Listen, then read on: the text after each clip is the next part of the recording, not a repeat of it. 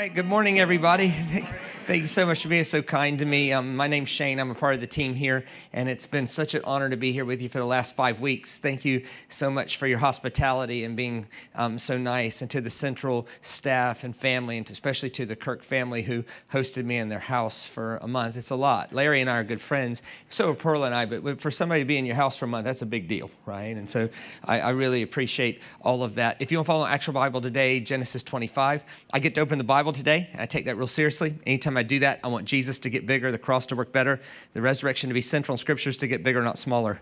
Hope this will be your experience. I hope my Wednesday night crew, we've had some fun looking at the scriptures. And today, the only thing I'll say before we get going is after this is over, I do have my table set up in the foyer, so I'll be out there. You can come out and say hello.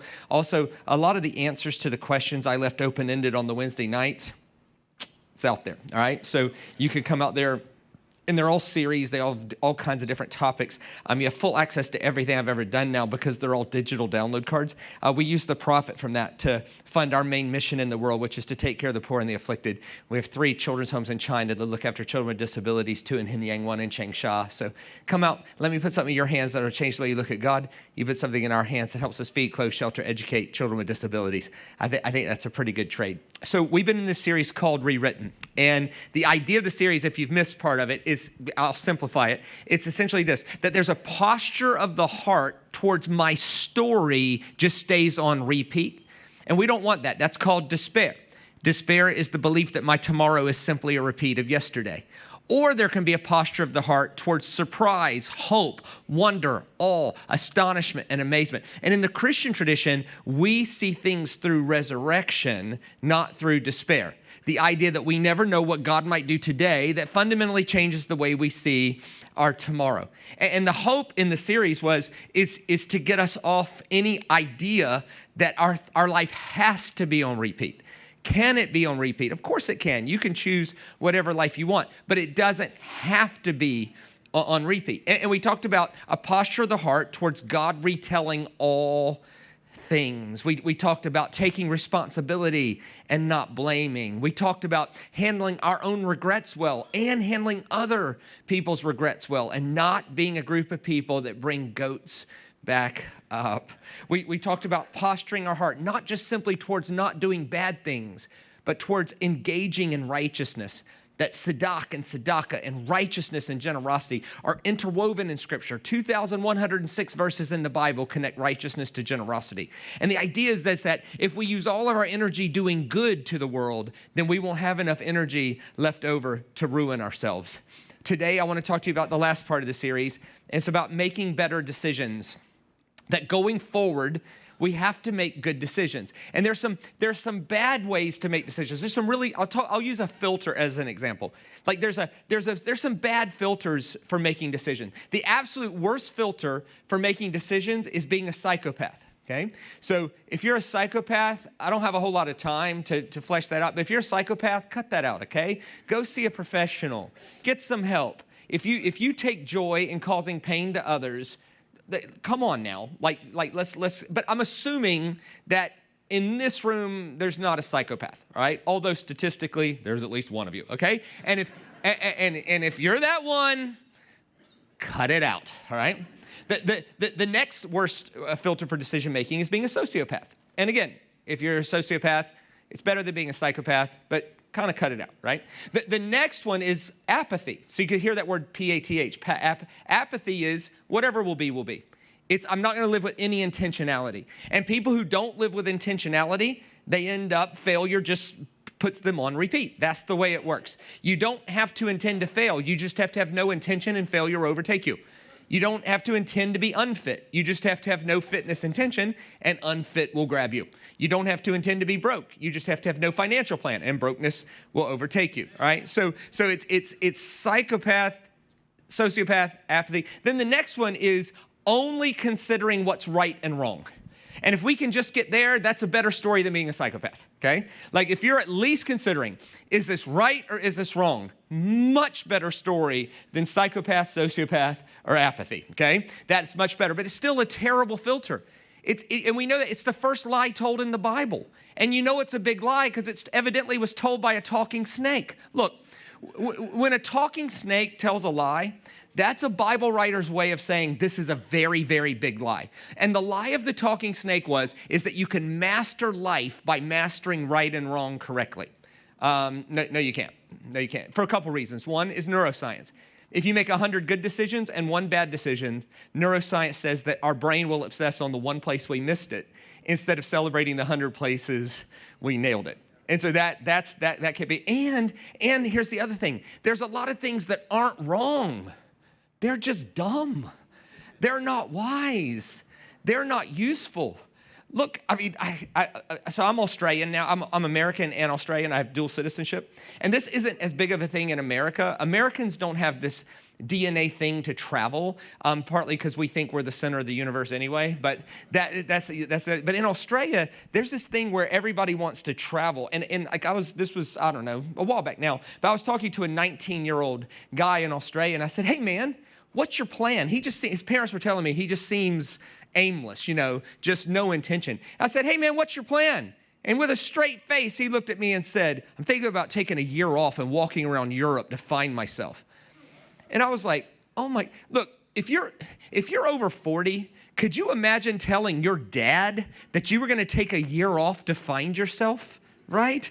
No, if I'd have told my dad that, my dad would have been like, oh, look, there you are. I have found you. Get a job, have a dream, have a passion.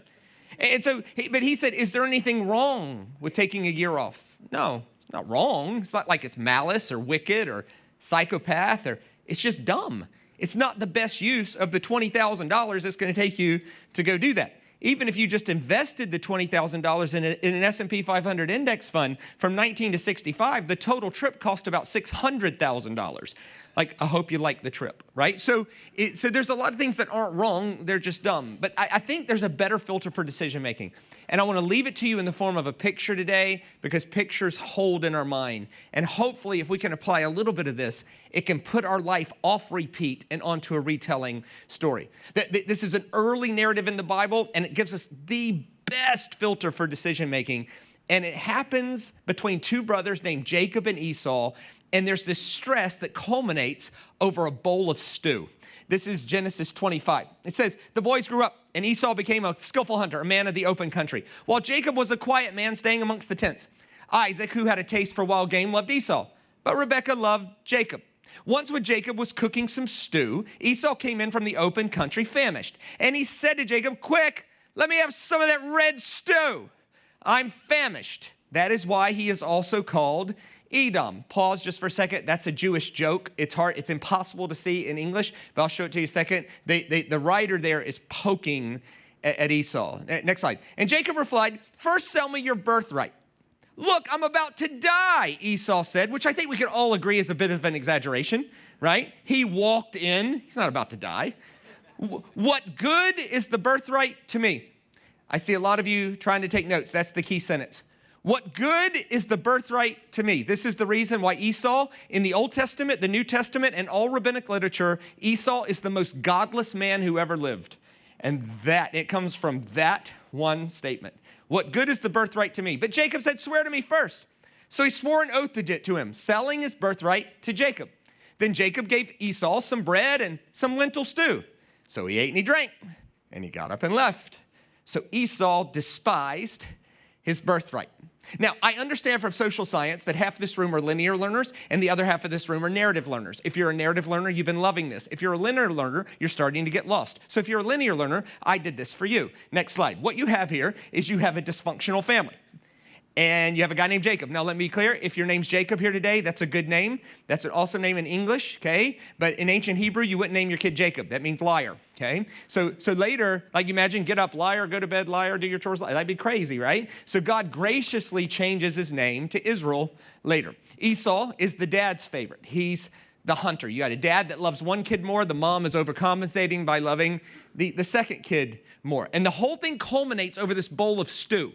And Esau comes in from the open country, and in English he says, quick, give me some of that red stew. Now, a translator's job is not to be perfect or literal. It's just meant to make it readable. In Hebrew, it's much more caveman-y than that. Next slide. Here's all Esau says. He says, ha-adam, ha-adam. Ha is the, Adam, red. The red. Ha'adam, ha'adam. Ha'adam, ha'adam. Now you can see why a translator say, well, the context is stew. Let's say, give me some of that red stew. But the only sentence there in Hebrew is ha'adam, ha'adam.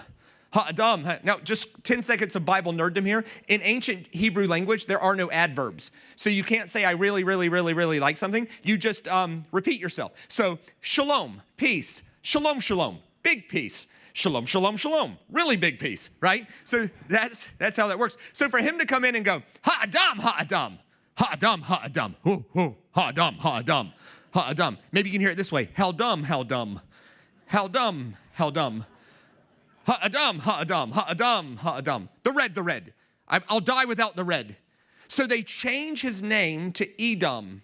Edom means red man. In other words, have you ever done something so stupid or knew someone who did something so stupid that they got a nickname and it stayed with them? That's what's happening here. Like when you were a kid, you have a friend that did something so dumb that they got a nickname that stuck with them for life, right? Mine was Niblet. Anyway, I'll leave you to that. So, Adam, hey, Edom, hey, are you that dipstick that sold his entire birthright for one bowl of ha'adam, ha'adam? How'd that work out for you, Edom? Are you that guy that sold everything he could be for some red stuff? How'd that work out, red man? This is this thing that's going on. And so it says he despised his birthright. To despise means to profane or to treat something that's sacred as if it's common. It doesn't necessarily mean to do something sinful or wrong or malicious. It just means to do something pointless or dumb. Like the whole divine privilege of having 24-hour gift of God's breath got dumbed down to not as important as one meal. That's just ha'adam, ha'adam. Now, there's one other thing going on here, just quickly for the Bible nerds. If you're a Bible nerd, you'll love this. If you're not a Bible nerd, you'll endure it, but it's 12 seconds long. Next slide. There's the idea of iniquity. Now, the Hebrew word iniquity is Avon, like the makeup company, Avon. And all Hebrew letters are pictures. The pictures on Avon is an eyeball, a hook, and then fish multiplying. So when an ancient Hebrew person read the word iniquity, they read whatever your eye hooks to multiplies. In other words, whatever gets your attention gets more important than it actually is. In English metaphors, it would be making a mountain out of a...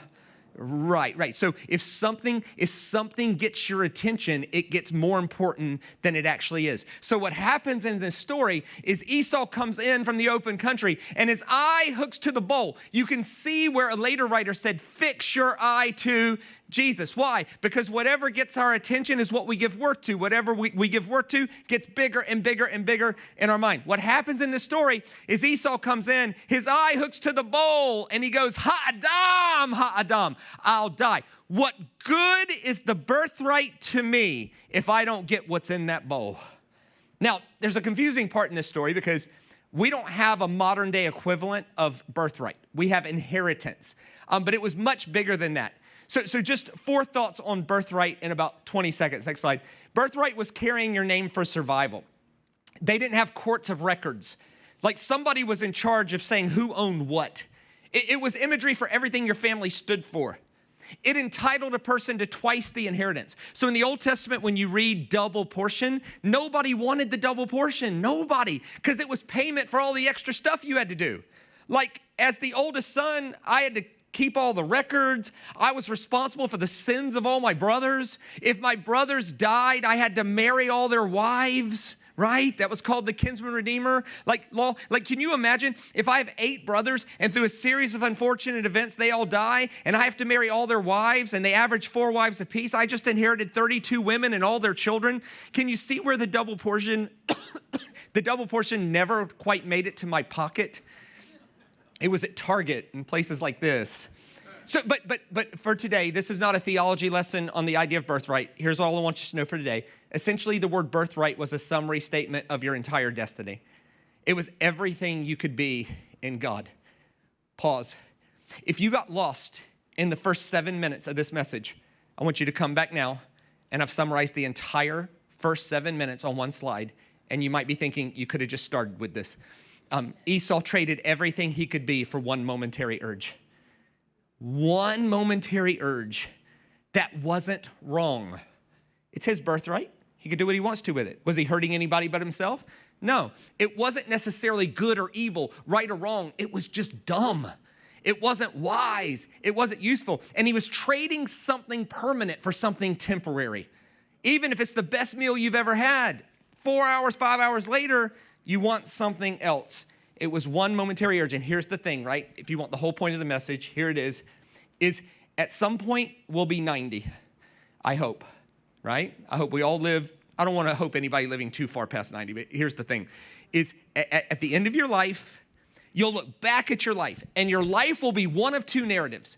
Narrative number one is, I woke up every day pursuing everything I could be in God. And along the way, I made mistakes. But you know what? God's faithfulness was faithful to overcome that, because I woke up every day posturing my heart to the infinite possibilities God had for me. And if that's the narrative of your life, you'll likely make more mistakes than someone doing nothing, right? It's not a matter of the summation of the mistakes. It's a matter of the posture of the heart towards every day fulfilling everything we could be in God. Or the narrative of my life, I'll look back and unfortunately, it'll be, you know what? God's faithfulness was good to forgive me, but the quality of my life was at play, because unfortunately, I went from one urge to the next urge, to the next urge, to the next urge, to the next urge, and every urge overpromised and underdelivered. And see, we tend to read the Bible as the hero instead of the villain. We look at this story and go, what idiot would sell everything he could be for one bowl? I would never do that. Pause. Maybe we do that all the time. It's common to our life, and it's common to Scripture. It's common to their story. There's this guy named Moses, and God had a huge birthright for him. Free a bunch of slaves. That's a big birthright. But Moses resisted it. Next slide. Moses said to the Lord, "Oh Lord, I've never been eloquent, neither in the past nor since you've spoken. I'm slow of speech." In other words, God's like, I got this huge birthright for you. And Moses is like, but I can't speak. In other words, next slide, Moses traded his birthright for a bowl of, I don't have the skill. I'm not willing to give it a go. I'm insecure about it. Later, there's this guy named Gideon. And Gideon had a similar birthright. The same group of people were back enslaved to the Midianites. And God says, I want you to go get this group of people out of slavery and into freedom. Massive. But Gideon resists. Next slide. And the Lord turned to him and said, go in the strength you have and save Israel out of Midian's hand. I'm sending you. But Lord, Gideon said, how can I save Israel? My clan is the weakest in Manasseh, and I'm the least in my family. If you follow his logic, he's like, my tribe is the least of the tribes. My clan is the least of that tribe. My family's the least of that, and I'm the least of my family. If you follow his logic, he's like, God, I'm literally the worst person on earth you could choose to do this. Again, God says, I got this huge birthright for you, Gideon. Next slide. Gideon's like, yeah, but I don't have the heritage. Later, there's this guy named Jeremiah.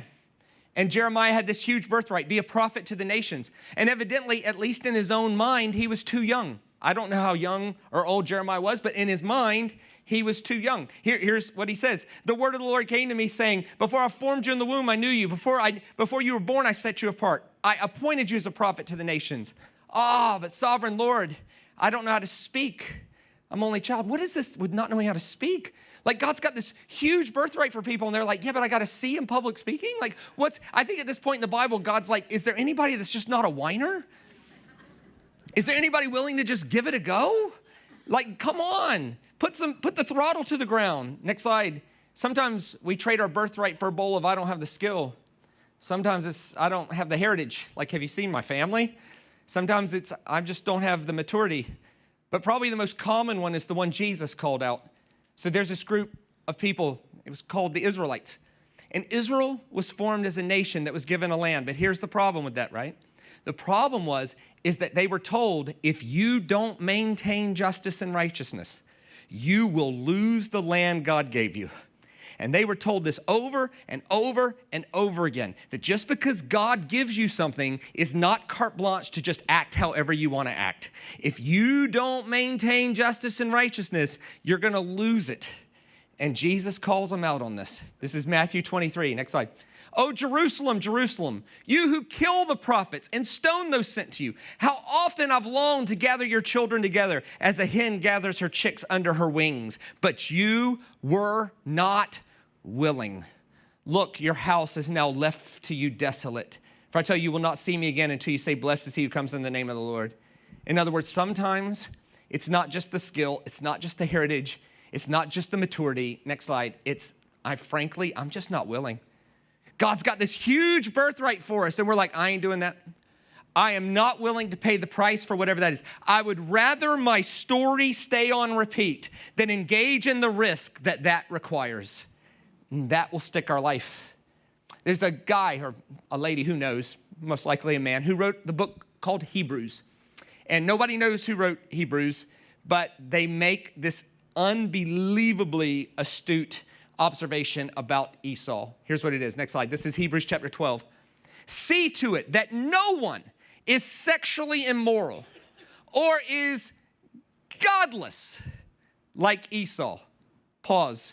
That is so in your face. Here's the reason why. Hebrews chapter 12 comes right after Hebrews chapter 11. And in Hebrews chapter 11, they're the heroes of the faith. Think about this for a second. By our moral compass, who did more wrong things? The people in Hebrews 11 or Esau? The people in Hebrews 11 by far. Abraham gave his wife to Pharaoh's harem. And it says he greatly profited from Egyptian affluence while she was suffering. If CNN and the internet would have been around back then, what would we be saying about Abraham? What if the YouTube heresy hunters got a hold of him? Well, and Isaac did something similar. Moses was a premeditated murderer. I looked this way and that and seeing no one, I killed the man and hid him in the sand. Problem was the next day the sand shifted. You got this leg sticking up out of the sand. God said, you'll do. I'll have you write the foundation of all scripture. Samson lost a bet and killed 30 people. Imagine if CNN and the internet would have been around back then. What if the YouTube heresy hunter people dug into Samson? Are you by faith, Samson? Jephthah made a rash vow and killed his own daughter, evidently. That's bad. David had 700 women. 700 women. David was dating the entire town of Dundalk.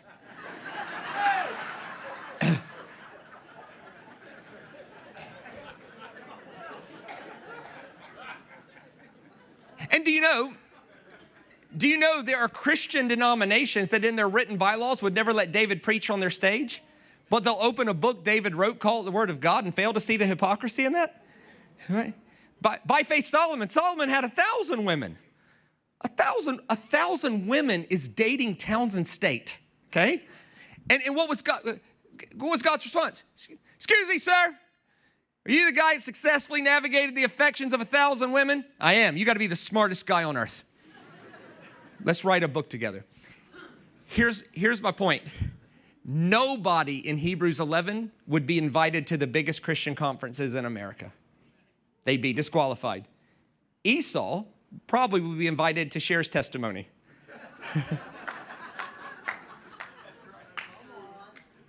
But in Hebrews, it was the ones who made more mistakes. And Esau's called God. The writer of Hebrews, assuming he had access to the whole Old Testament, there's a lot of nefarious characters in the Old Testament. There's Jezebel, for goodness sake. The charismatics have had a field day on her forever.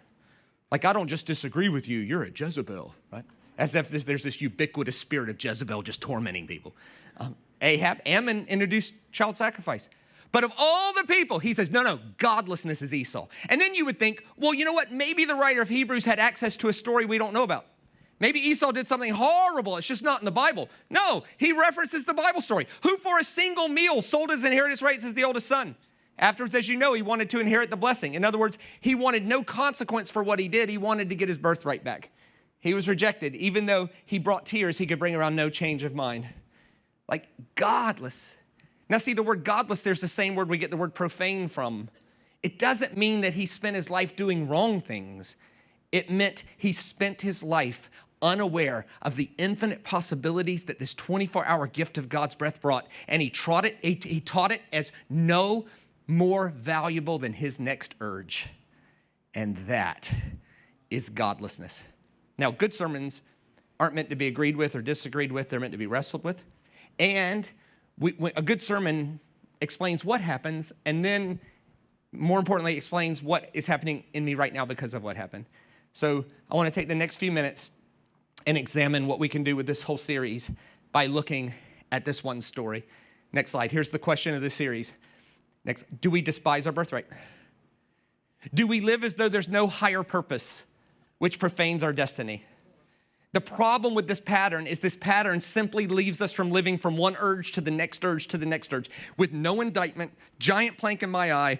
This is not fear, coercion, or ultimatum. This is an invitation. Has the narrative of your story been on repeat? Because if you're honest, your story has simply been living from one urge to the next urge to the next urge to the next urge to the next urge. And sometimes we rationalize that with it's not wrong. Yes, but it's dumb. It's ha'adam, ha'adam.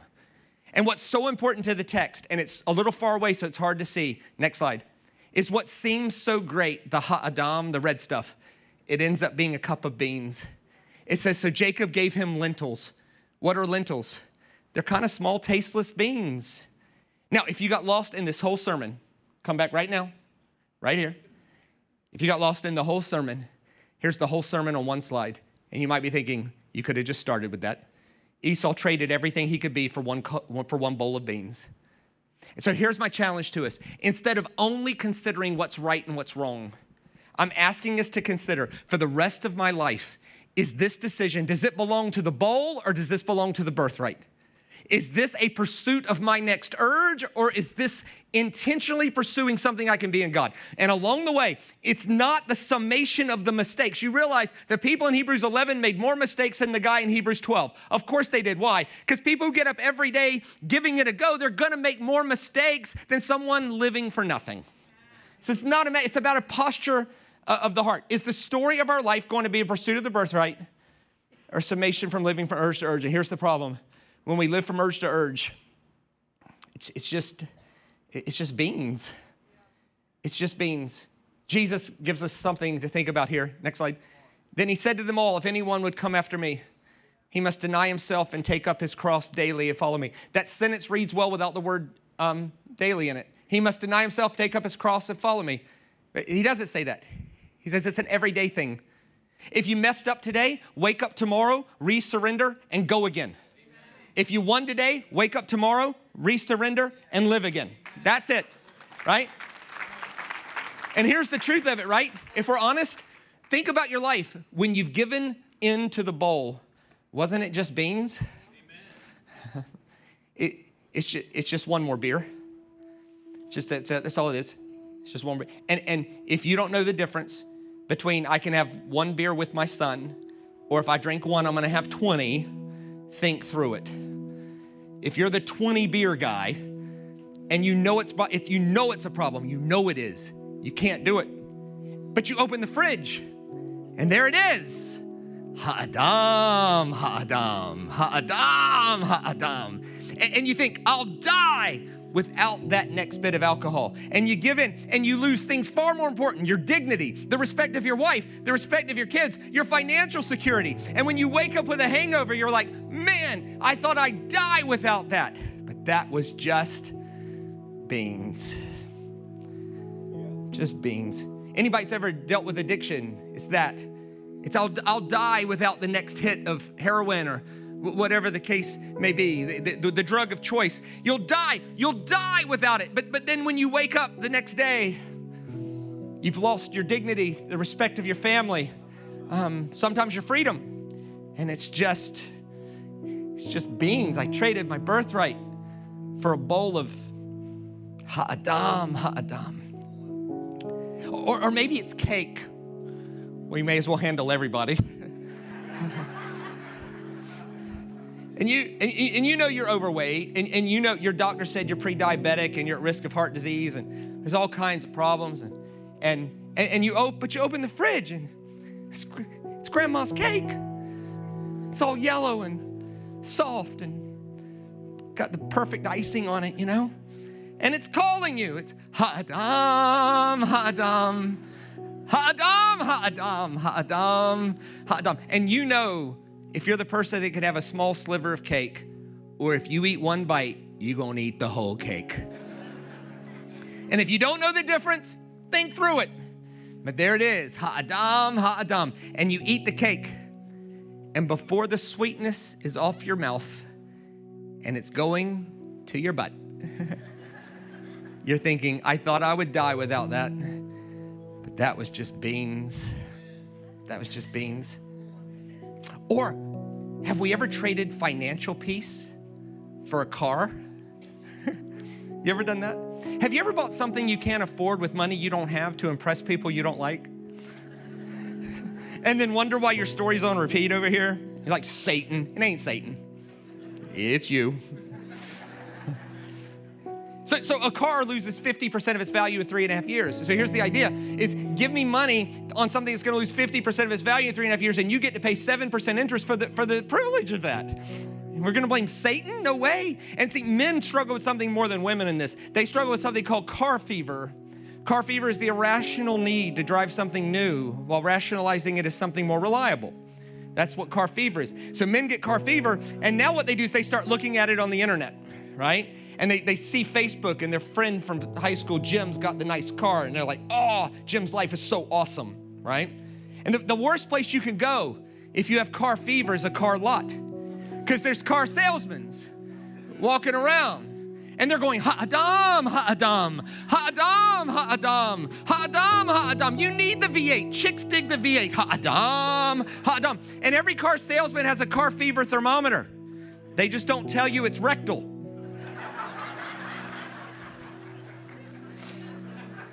And they put the first payment off 45 days. And so by the time the newness wears off, you look at your garage and you're like, I'm paying how much for this? It's going down how fast? I thought I'd die without that. It's just beans. This is how lust works. Stop texting her, sir.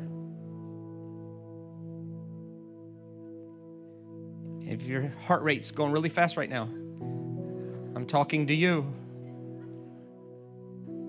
I'm not waxing prophetic here. I'm just talking to you. That's how lust works. Somebody gets your attention. You've been with someone 20 years. It's peaceful and nice and boring because that's nice, right? And somebody comes along exciting and they attract you. And it's ha-adam, ha-adam, ha-adam, ha-adam, ha-adam, ha-adam, ha-adam, ha-adam. And you think, I'll die without that. But anyone's ever given into that, at the end of the day, that's just beans. Or have you ever thought you'd die if you didn't share some gossip? You had some news about something, you know?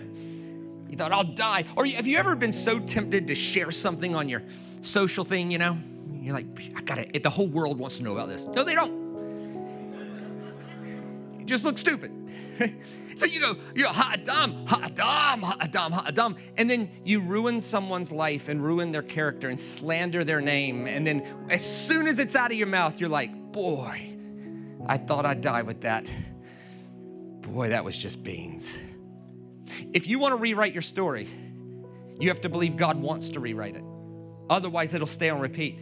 If we don't take responsibility and stop blaming, it stays on repeat. If we don't handle regrets well for ourselves and others, it stays on repeat. If we don't focus our life towards righteousness instead of not doing bad things, giving us some intentional thing to do, it stays on repeat. At the end of the day, we got to make good decisions. And good decisions are not a function of only navigating right and wrong correctly.